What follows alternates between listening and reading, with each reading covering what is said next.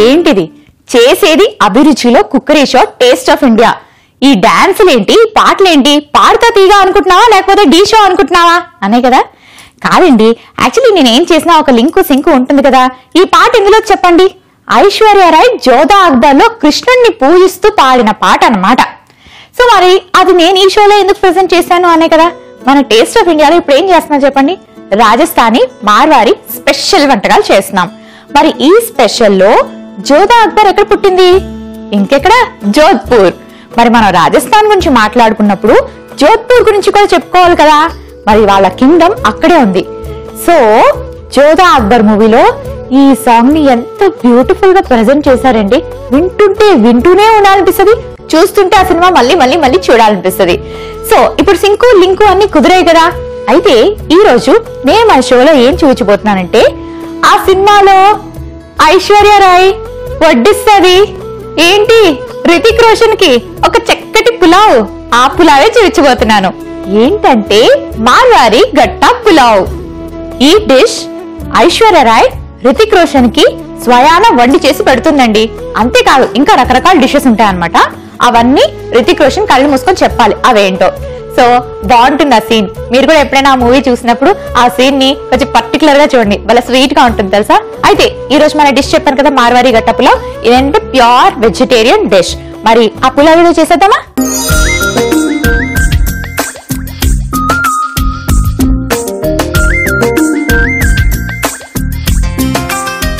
So start చేసేసుకుందామండి. ఇది start చేసుకుంటే కొంచెం ఇంగ్రీడియంట్స్ డిఫరెంట్ గా ఉంటాయి, కానీ మీరు ఈ ప్రతిరోజు అబ్జర్వ్ చేశారనుకోండి, మనం సేమ్ ఇంగ్రీడియంట్స్ ని ప్రతి వంటలోని యూజ్ చేస్తూ ఉంటాం. అంటే మన వంటలు చేసుకునేటప్పుడు జీలకర్ర, ఆవాలు, ఎండుమిర్చి పోపు వేసుకొని ఎలా అయితే మనం వంటను స్టార్ట్ చేస్తామో, ఉల్లిపాయ ముక్కలు, పచ్చిమిరపకాయ ముక్కలు వేపుకొని ఆ తర్వాత వేయాల్సినవన్నీ వేస్తాం. వాళ్ళు కూడా ప్రతి వంటలోని ఒక పర్టికులర్ స్టైల్లో చేస్తారు. సో మీరు 1-2 వంటలు బాగా నేర్చుకుంటే ఏదైనా నిమిషాల్లో వండేస్తారండి నాలాగా. సో ఇప్పుడు కొంచెం ధనియా పౌడర్, సాల్ట్, గరం మసాలా, కారం, శనగపిండి.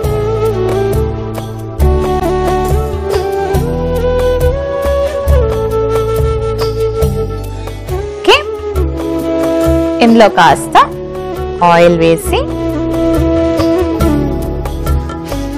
దీన్ని మనం చపాతీ పిండి ఎలా కలుపుకుంటాం అలా కలుపుకోవాలి. వెరైటీగా ఉంది కదా. ఎప్పుడు మనం గోధుమ పిండితోని మైదా పిండితోనే చేసుకుంటూ ఉంటాం. వాళ్ళు చూసారా శనగపిండిని ఇలా తయారు చేసుకుంటారు. ఇందులో కొంచెం వాటర్ వేసుకోవాలి. మనం ఇది దేనికి ప్రిపేర్ చేసుకుంటాం చెప్పండి, బజ్జీలు పకోడీలు వేసుకున్నప్పుడు. కానీ వాళ్ళు దీన్ని రోటీ లాగా తయారు చేసుకుంటారంట. ప్రాంతానికి ఒక వెరైటీ ఉంటుంది కదా. సో వాళ్ళ వెరైటీ ఇది. వాళ్ళకు కూడా మన దోశలు ఇడ్లీలు చూస్తే ఇదేంటిది ఇలా ఉంది, ఎలా తింటారు, ఎలా తయారు చేసుకుంటారు అని వాళ్ళు అనుకుంటారేమో.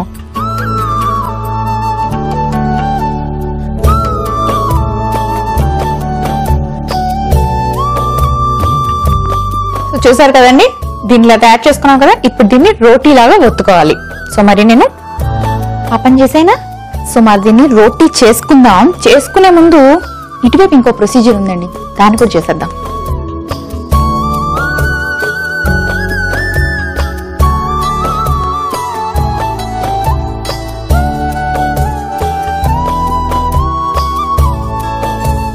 నెయ్యి వేసుకుందాం. ఆ నెయ్యి కరిగాక ఇవన్నీ మనం ప్రొసీజర్ స్టార్ట్ చేసుకోవాలి. ఈలోపు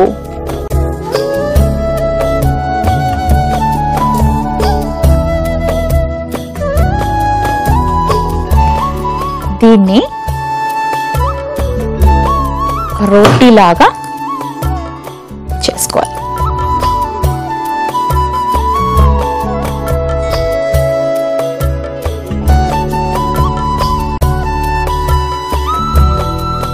కిందకి అంటుకోకుండా కొంచెం బేసిన్ పౌడర్ వేసి ఓకే, ఇలా చేసి పెట్టుకోవాలి. సో ఇప్పుడు నెయ్యి వేడెక్కింది కదండి, ఇందులో కాస్త జీలకర్ర, ఆ తర్వాత లవంగాలు వేసుకోవాలి, పచ్చిమిర్చి, కొంచెం మిరియాలు, కొంచెం దాల్చిన చెక్క,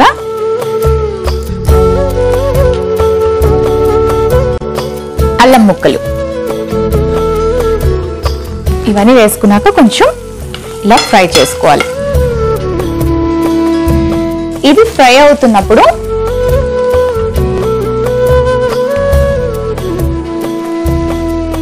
వీటిని చిన్న చిన్న పీసెస్ గా కట్ చేసుకోవాలి.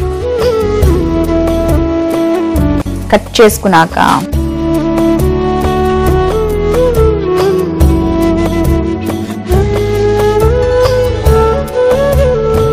వీటిని ఇలా ఇలా తీసి ఇందులో వేసి ఫ్రై చేసుకోవాలి. చూసారు కదా, ఇలా వేగిపోతాయి. కాస్త డ్రై అవనిచ్చారనుకోండి, ఇంకా చక్కగా మనకి సెపరేట్ అయిపోతూ వస్తాయి. ఒకవేళ అంటుకుపోతున్నాయంటే మీరేం వరీ అవ్వదు, చేతిలోకి తీసుకొచ్చి మీకు ఏ షేప్ కావాలంటే ఆ షేప్ ఇలా హ్యాండ్స్ తో ప్రెస్ చేసుకోవచ్చు. చూసారా ఎంత చక్కగా వచ్చాయో.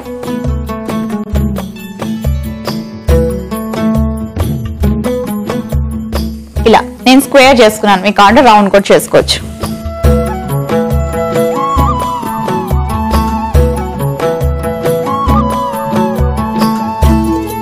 ఇలా అన్నీ తీసి ఇందులో వేసుకొని రెండు పక్కల చక్కగా ఇలా ఫ్రై చేసుకోవాలి.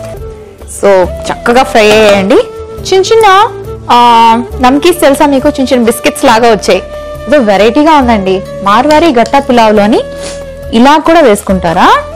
వేసుకుంటారు, అందుకే అది రాజస్థానీ జోధ్పూరి స్పెషల్. సో ఇవి హార్డ్గా క్రిస్పీగా ఫ్రై అయిపోయాయి.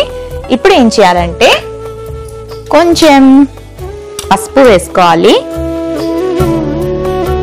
ఆ తర్వాత కాస్త గరం మసాలా, ఆ తర్వాత కొంచెం కారం వేసుకొని బాగా మిక్స్ చేసి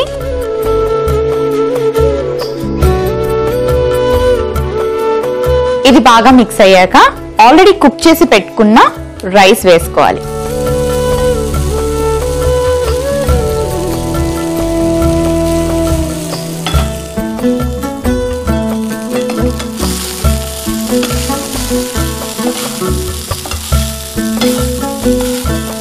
ఓకే, దీన్ని మరీ ఎక్కువగా మిక్స్ చేస్తే రైస్ బ్రేక్ అయిపోతాయండి, ఎందుకంటే అది బాస్మతి రైస్ కదా. సో ఇప్పుడు గార్నిష్ లాస్ట్ లో చేసుకుంటే బెటర్ కదా. నేను స్టవ్ ఆఫ్ చేసుకొని సర్వింగ్ డిష్ లోకి తీసుకుందాం.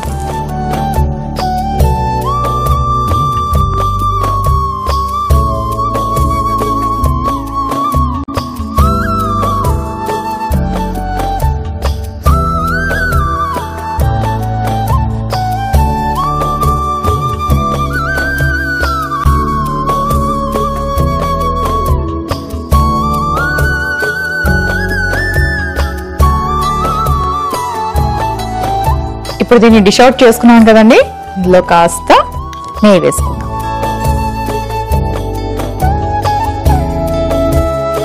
నెయ్యి ఇలా స్ప్రెడ్ చేసుకొని దీంట్లో ఫైనల్ గా కొంచెం కొత్తిమీర వేసుకుందాం.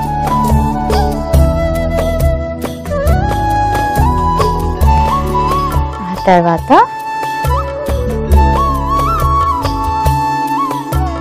మార్వారి గట్టా పులావ్ రెడీ అయిపోయింది. మరి మార్వారి గట్టా పులావ్ ని నేను టేస్ట్ చేసే ముందు దీనికి కావాల్సిన పదార్థాలు, తయారీ విధానం మరోసారి చూసేయండి. మార్వారి గట్టా పులావ్ కి కావాల్సిన పదార్థాలు: శనగపిండి అరకప్పు, ఉప్పు చిటికెడు, కారం 1 టీ స్పూన్, ధనియాల పొడి 1 teaspoon, garam masala 1 teaspoon, నూనె 1 టీ స్పూన్, బాస్మతి రైస్ అరకప్పు, నెయ్యి 2 టీ స్పూన్లు, జీలకర్ర 1 టీ స్పూన్, పచ్చిమిర్చి 3, అల్లం 1 టీ స్పూన్, పసుపు చిటికెడు, లవంగాలు 4, మిరియాలు 2 టీ స్పూన్లు, చెక్క 1, కొత్తిమీర కొద్దిగా. మార్వారి గట్టా పులావ్ తయారు చేసుకునే విధానం: ముందుగా ఒక బౌల్లో ధనియాల పొడి, ఉప్పు, గరం మసాలా, కారం, శనగపిండి, నూనె, కొంచెం నీళ్లు పోసుకొని చపాతీ ముద్దలా కలుపుకోవాలి. కలుపుకోవాలి. ఆ తర్వాత దాన్ని చపాతీలాగా చేసుకొని చిన్న చిన్న ముక్కల్లాగా కట్ చేసుకొని పెట్టుకోవాలి. ఒక పాన్ లో నెయ్యి వేసుకుని జీలకర్ర, లవంగ, పచ్చిమిర్చి, మిరియాలు, దాల్చిన చెక్క, అల్లం ముక్కలు వేసుకుని వేయించుకోవాలి. ఆ తర్వాత కట్ చేసి పెట్టుకున్న శనగపిండి ముక్కల్ని వేసుకొని బాగా కలుపుకోవాలి. ఇప్పుడు కొంచెం పసుపు, గరం మసాలా, కారం, ఉడికించి పెట్టుకున్న బియ్యం వేసి బాగా మిక్స్ చేసుకొని స్టవ్ ఆఫ్ చేసి సర్వింగ్ బౌల్ లోకి తీసుకుంటే ఎంతో రుచికరమైన గట్టా పులావ్ రెడీ.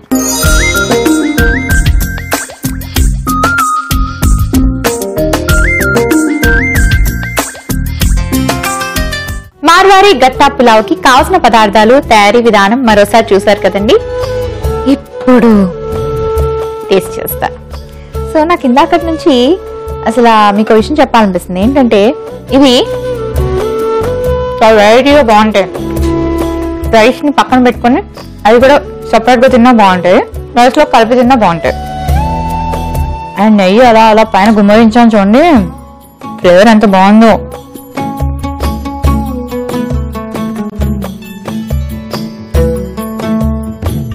ఇలాంటి పులావ్ మీరు ఎప్పుడు తినుండ్రు, ప్రామిస్.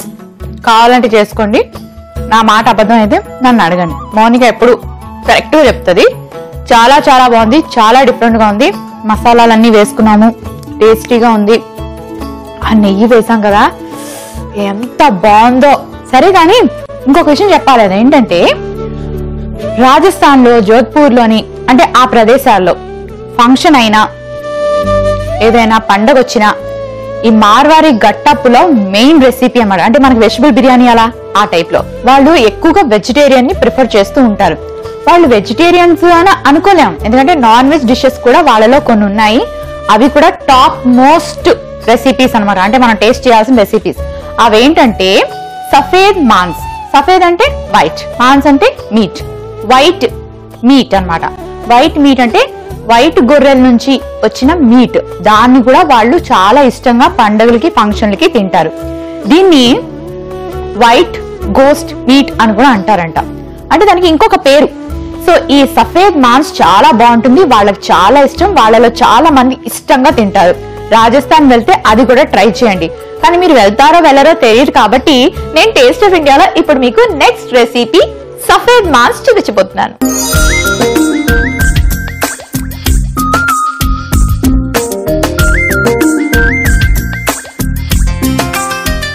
సఫేద్ మాన్స్ అంటే గొర్రె తెల్లగా ఉంటుందో లేదో నాకు తెలియదు, కానీ కర్రీ మాత్రం అంటే రెసిపీ మాత్రం తెల్లగా వస్తుంది అనమాట. అది ఎలా అంటే నేను చేసేటప్పుడు మీరు చూడాలి, అప్పుడు మీకు తెలుస్తుంది. సో పాన్ పెట్టుకున్నాం కదండి. సో ఫస్ట్ బటర్ వేసుకుంటున్నా అండి. ఈ రెసిపీని బటర్ తో చేస్తారు, అందుకే కాబోలు సఫేద్ మాన్స్ అన్నారు. వైట్ గా ఉంటదిగా.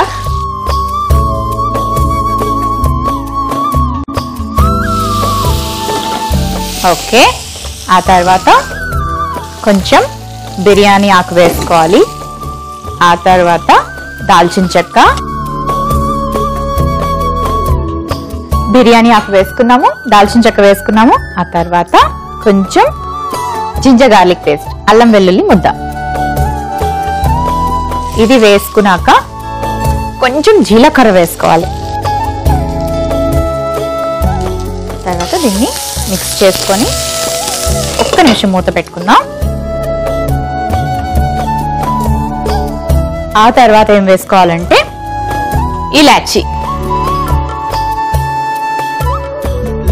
ఇప్పుడు కొంచెం ఇలాచి వేసుకొని ఆ తర్వాత వాళ్ళు ఆనియన్ పేస్ట్ చేసుకొని వేసుకుంటారు.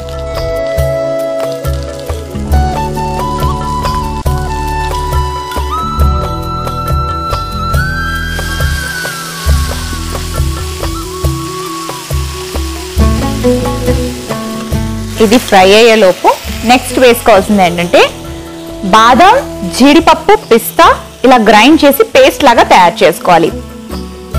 బాదం, జీడిపప్పు, పిస్తా ఈ పేస్ట్ ని కూడా మనం ఇందులో యాడ్ చేసుకోవాలి.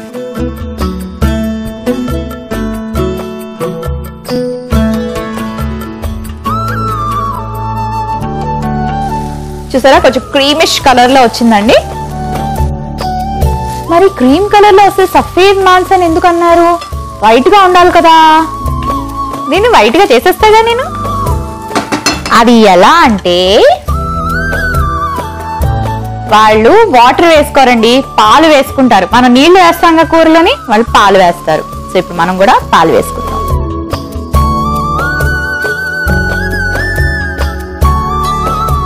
పాలు వేసుకొని కొంచెం హైలో పెట్టుకొని దీన్ని ఉడకనిద్దాం.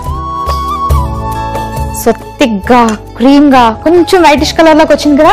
ఇప్పుడు ఏం చేయాలంటే ఆల్రెడీ కుక్ చేసి పెట్టుకున్న, అంటే ఒక విజిల్, ఒకటి కాదులండి 1-2 విజిల్స్ వరకు మనం మటన్ ని కుక్కర్ లో బాయిల్ చేసుకోవాలి. జనరల్ గా మనం ఏదైనా కర్రీ చేసేటప్పుడు కూడా మటన్ ని సెపరేట్ గా కుక్కర్ లో బాయిల్ చేసి దాన్ని కర్రీ చేసుకుంటాం. కొంతమంది డైరెక్ట్ గా చేసేస్తారు. డైరెక్ట్ గా చేస్తే ఎక్కువ టైం పడుతుంది, మటన్ ఉడకడానికి కొంచెం టైం పడుతుంది కాబట్టి. సో నేను ఆల్రెడీ కుక్కర్ లో బాయిల్ చేసి రెడీగా పెట్టుకున్నాను. ఈ మటన్ ని ఇందులో వేసేసుకుందాం.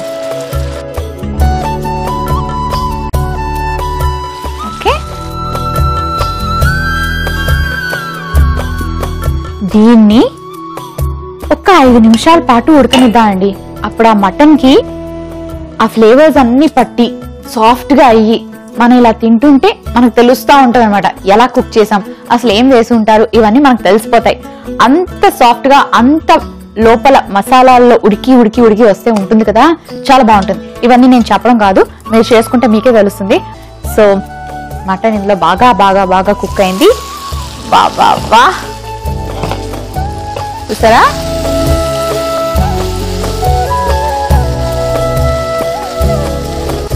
ఇంకా అవ్వలేదండి, ఇంకొంచెం ప్రొసీజర్ ఉంది. అదేంటంటే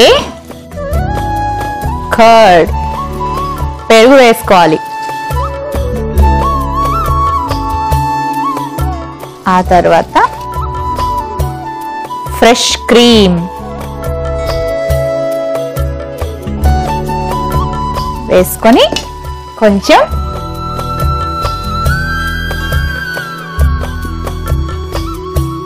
సాల్ట్ వేసుకోవాలి.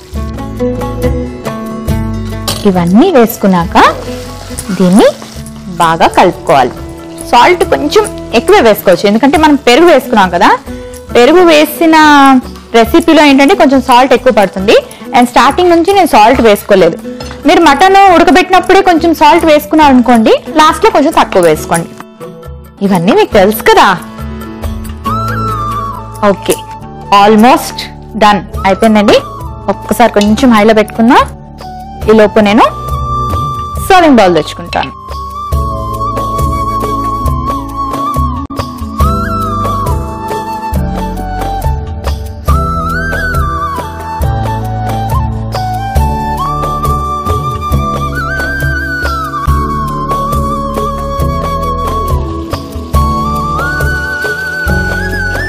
స్టవ్ ఆఫ్ చేసుకున్నాను.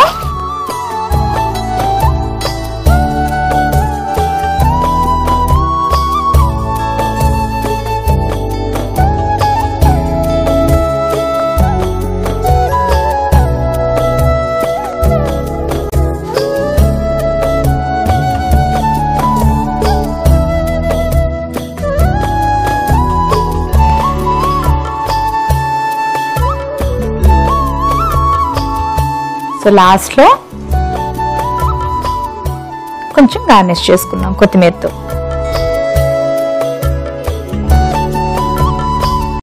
సఫేద్ మాంస్ రెడీ అయిపోయింది. మరి దీనికి కావాల్సిన పదార్థాలు, తయారీ విధానం మరోసారి చూసేయండి. సఫేద్ మాంస్ కి కావలసిన పదార్థాలు: మటన్ 1/2 kg, బటర్ 3 టీ స్పూన్లు, చెక్క 1, జీలకర్ర 1 టీ స్పూన్, బిర్యానీ ఆకు 1, యాలకులు 4, ఉల్లిపాయ పేస్ట్ 3 టీ స్పూన్లు, అల్లం వెల్లుల్లి పేస్ట్ 2 టీ స్పూన్లు, బాదం, కాజు, పిస్తా కొద్దిగా, పెరుగు 1/2 కప్పు, పాలు 1/2 కప్పు, ఫ్రెష్ క్రీమ్ 2 టీ స్పూన్లు, ఉప్పు తగినంత. సఫేద్ మాంస్ తయారు చేసుకునే విధానం: ముందుగా ఒక పాన్ లో బటర్ వేసుకుని బిర్యానీ ఆకు, చెక్క, అల్లం వెల్లుల్లి పేస్ట్, జీలకర్ర, యాలకులు, ఉల్లిపాయ పేస్ట్, బాదం, జీడిపప్పు, పిస్తా కలిపి పేస్ట్ వేసుకోవాలి. ఆ తర్వాత అవి బాగా మిక్స్ అయ్యాక ఉడికించిన పాలు, ఉడికించిన మటన్ వేసి బాగా కలుపుకోవాలి. కాస్త పెరుగు, ఫ్రెష్ క్రీమ్, ఉప్పు వేసి మరి కాసేపు ఉడికించుకోవాలి. చివరిగా సర్వింగ్ బౌల్ లోకి తీసుకుని కొత్తిమీరతో గార్నిష్ చేసుకుంటే ఎంతో రుచికరమైన సఫేద్ మాంస్ రెడీ.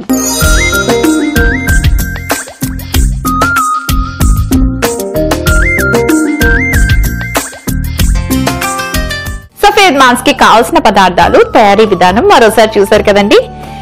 ఇప్పుడు టేస్ట్. ఎలా ఉంది? బాగుందా లేదా? కారం ఉందా? పెరిగేసాం స్వీట్ ఉందా? ఎన్ని డౌట్లు అనుకో నేను చెప్పేస్తాగా.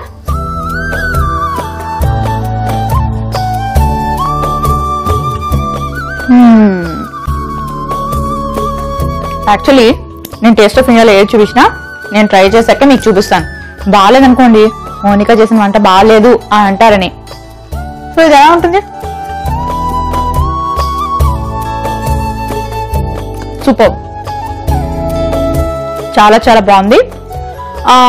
మీకు కారం ఎక్కువగా నచ్చదు అనుకుంటే దీన్ని నేను ఎలా ప్రిపేర్ చేశానో అలాగే ప్రిపేర్ చేయండి. కొంచెం స్పైసీగా కావాలి అనుకుంటే కొంచెం పెప్పర్ పౌడర్ కానీ, చిల్లీ పౌడర్ కానీ, లేకపోతే మిరపకాయలు కానీ ఎక్కువ యాడ్ చేసుకోండి. కానీ మిగిలిన ఇంగ్రీడియంట్స్ అన్ని నేను ఎలా చూపించానో అలాగే వేసుకోండి.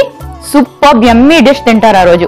చూసారు కదండి, ఈ రోజు మన ఎపిసోడ్ లో 2 యమ్మీ రెసిపీస్, మార్వారీ గట్టా పులావ్ అలాగే సఫేద్ మాన్స్, రెండు కూడా చాలా పాపులర్ డిషెస్.